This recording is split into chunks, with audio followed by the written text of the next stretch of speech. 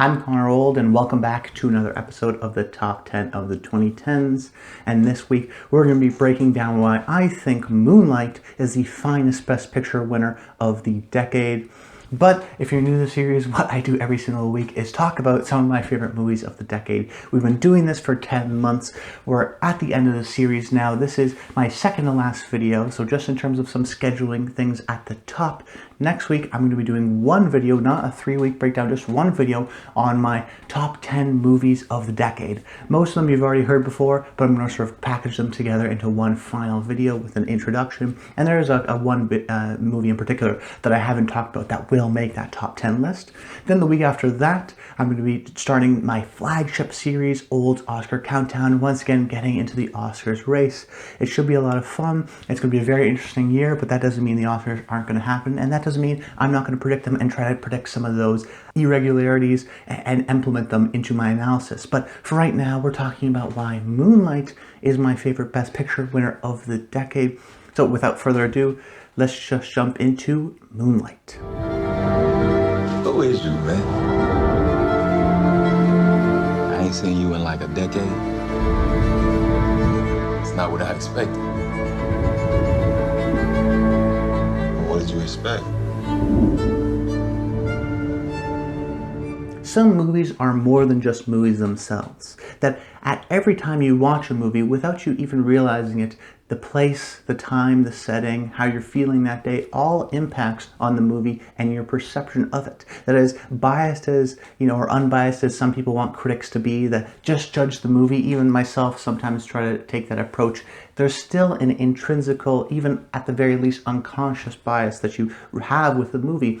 If you're watching in the theater, if someone was kicking your seat, you're going to have probably a more negative response than you would to normally. But if you were having your seat kicked in and you didn't even realize it because you were so engaged within the movie, well, I think that almost gives it extra points. And that's no different for me for Moonlight. That Moonlight, I think, is a real special movie, but it's also one of my favorite movies because of how I saw it. I saw it at TIFF in 2016, before it was really anything. Before it was the Best Picture winning Moonlight, it was just a small indie film, and the cast sat afterwards for about half an hour during a Q&A, and it's just one of those experiences that I remember intensely. It was my first TIFF. It was one of the first movies I saw, and I was just sort of overwhelmed by the experience, but also the movie that I saw, that I was like, wow, are all these sort of festival movies this great?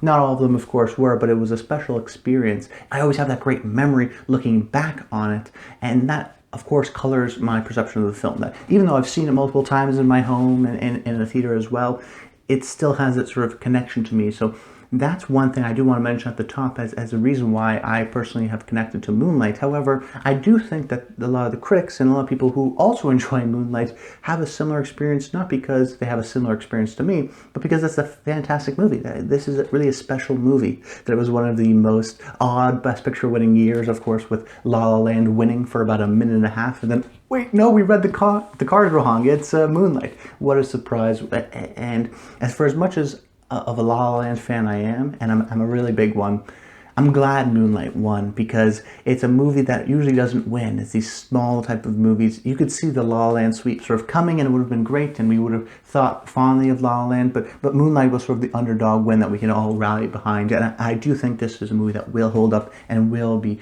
in our future in terms of revisiting and rewatching it. And I think Barry Jenkins is a really special talent.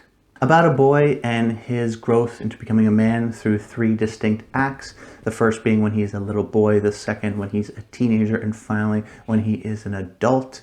And the structure of the movie works really well, but works because of the connection between the men. That these 3 men are played by different actors, all shot at the same time. They didn't do any boyhood finagling or whatnot. But what Barry Jenkins is able to create is really a through line through the people, that through the performances, through each of the 3 men, the boy and the men, we were able to connect to them and really understand that this is the same person. Despite being a different actor, you're able to connect with them. And I think that a large portion, what Jenkins really was able to focus in on is this idea of the eyes, that having similar eyes is able to sort of get where this person has, particularly with the third act change is a little bit more dramatic in terms of the physical shape and how the man even looks. However, it's still Chiron, it's still that little boy that we saw from the first movie, and a lot of that has to do with Jenkins' skill as a director.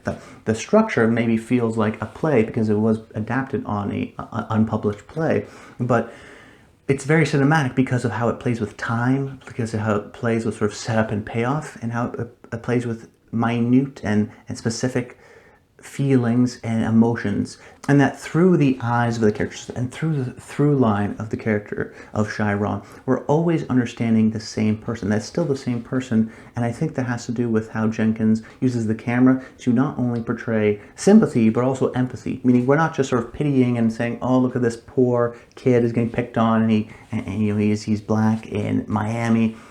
No, this is, and you know, his mother's a crack addict, and it could easily be the sort of stereotypical kind of melodramatic in some ways movie, but it refrains from that it's not sympathetic. It's sympathetic, but it's also empathetic because we care for Chiron, because we're interested in his journey. That for some of the other Best Picture winners, I would consider them engaging, but I'd also consider Moonlight engaging. Now, something like Argo or Spotlight are very much story engaging, meaning that you're interested in the story, you don't know what's going to happen next, you're on the edge of your seat. And so from a sort of a storytelling kind of a way, that's really exciting and really interesting. But for me, what I think is always the special thing that connects with me with movies is this idea of emotional storytelling. That there's not a lot of plot, there's not a lot of stuff happening in Moonlight, but everything is grand because you care about the character. You're invested within Chiron and his emotional journey, really, and because you care so much for him and learning about his perspective, that you're emotionally invested, that you're emotionally engaged, that you're weighted on with a bated breath on every word and certain gesture, and you know you're tense because of sort of the awkwardness of high school, but also sort of the rekindling later on, and some of these certain life chunks that the film portrays so well. And did so through these sort of demi-esque single shots where not only do we often see Chiron's point of view, but we also see this sort of head-on look directly into the camera method of really just humanizing, and it's an incredibly effective technique, something that worked well with something like Jonathan Demme's films, are very humanist. I think Barry Jenkins aptly takes from and works well for us just to connect to Chiron and almost be a part of his internal life, that we really try to understand from his perspective. And I think that's something so special about movies, is that not only can you time travel in different periods, but you can also really, just for a little bit, just for a little moment, sort of understand another person's perspective and really be in their shoes. And I think Moonlight is a perfect example of that. But not only does Jenkins work well with the smart sort of demi-esque camera work, but also sort of like the eyes and that casting decision, but also I think that his performances that he's able to get out of his actors are some of the best and really hold the film together. Whether it be Mahershala Ali or Ashton Sanders, there's a sensitivity in their performance that is held throughout the film, whether it be the three different actors who play Chiron, but also some of the supporting figures, the influential figures, for example, say Mahershala Ali, so that no one really feels over the top. There's no one screaming or yelling. There's these sort of small moments, but then of course feel like big moments. And I explain that as so. If we have people just talking normally and then someone has a burst out giant speech, it feels a little bit maybe melodramatic and doesn't work. Something that I talked about last week with Spotlight, how it sort of ramps up to that. And there is sort of this ramp in Moonlight as well, but it's a little bit more low key. But what it's able to do instead, by not making these big grandiose things, is make big things out of small things, like just going to the beach or having dinner, having sort of these uncomfortable conversations, or these sort of just staring sort of looks and reactions and social pressure or peer pressure later on in the film. These small moments, these small glances, therefore become much larger because they feel more like real life, and because they feel greater because of how sort of subtle and toned down everything is. Because Chiron is a shy kid and doesn't say much really in the first half, when he does say something, it does have impact, or even just a look and when he says things.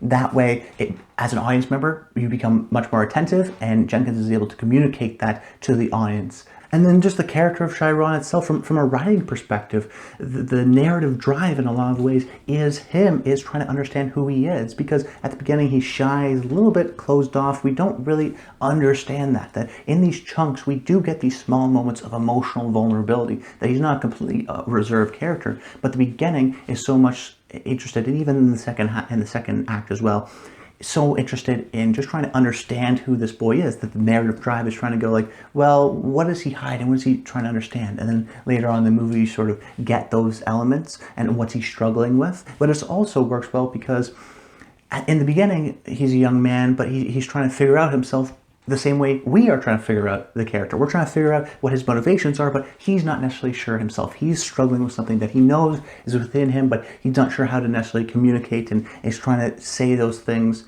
So just from a narrative perspective, using really a well-engineered sort of narrative drive of trying to understand Chiron and get behind his sort of idiosyncrasies is something that is fascinating just on that level and impressive on that level. But also with this 3-act structure, Jenkins is also able to do a lot of sort of back to the future-esque payoffs, where in the first half, everything is set up. So then the third half, it's all about reflecting what we've learned. That movies, even though in 2 hours, I feel get this sort of bad reputation that there can't be any sort of internal lives or connection to characters, that you have to have 7 hours to really understand a character. But when it's done well, in this example here, I feel like you really understand Chiron and his battles with himself and insecurities, but also some of his great attributes. I mean, just as a fully well-rounded human being, and especially by manipulating time, we get this young boy element, but then we jump to the third act and he's a man. We've had almost the same memories he has. When we reflect on certain things, when we rekindle certain relationships, it almost has this reflective, nostalgic version of it.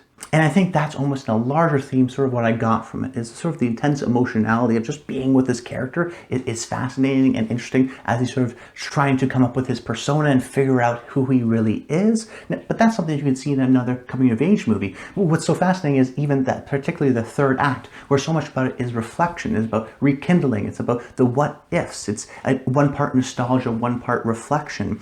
And because we live those memories as a young boy and as a teenager, we also have that context. So it's not only the sort of coming of age, discovering yourself kind of a thing, because the third act is so much about that reflection that gives it this extra level of emotional interest, but also emotional impact. And just Barry Jenkins, as a director, is able to combine all these great elements. He gets the great performances, he gets the writing. I mean, I haven't talked about Nicholas Britell's beautiful score, which is grand and sweeping and used at the proper right times, or even just sort of the James Laxton handheld cinematography at times. Really just beautiful, and the way he even uses light. I'm thinking of course, the scene when they're in the water. It's impressionistic at times, but it still always feels realistic. That you could see it maybe being lyrical or dreamlike, but it still doesn't mean it's not grounded from the moment. That there are these sort of small little areas of where it's magical, but that still doesn't mean it doesn't reflect back to the reality of the situation. So I think that Moonlight definitely, I'm glad it did win Best Picture, because it's a special movie, and that just means that there's an importance to the movie now, that people will check it out because it won Best Picture for years to come. And I think the people that do check it out with the right amount of interest and engagement and intimacy, I think you'll fall in love with this beautiful portrait of life, of living, of being a man, growing into that, dealing with your emotions. I think is something that can be interpreted universally and connected to universally. It's a brilliant movie, and one that I'll never forget my first seeing. But that's about it, guys. I hope you enjoyed the video. Make sure you check out my next video, which is the top 10 movies of the decade. Stay tuned for that. That's going to be a lot of fun. Even though there's a lot of the same stuff, I still think you should check that out. And subscribe to the channel. The old Oscar countdown stuff is coming. Don't worry about that. We're going to get into the Oscar stuff. You could be watching this video because you're an Oscar fan, because of the Best Picture element. Don't worry. We're going to be talking about that. So subscribe to the channel. It'd really help out. And then even if you want to hear, I'd love to hear your thoughts on something like Moonlight in the comments down below. Did you predict it to win? Not many people did, but I'd love to hear that sort of stuff too.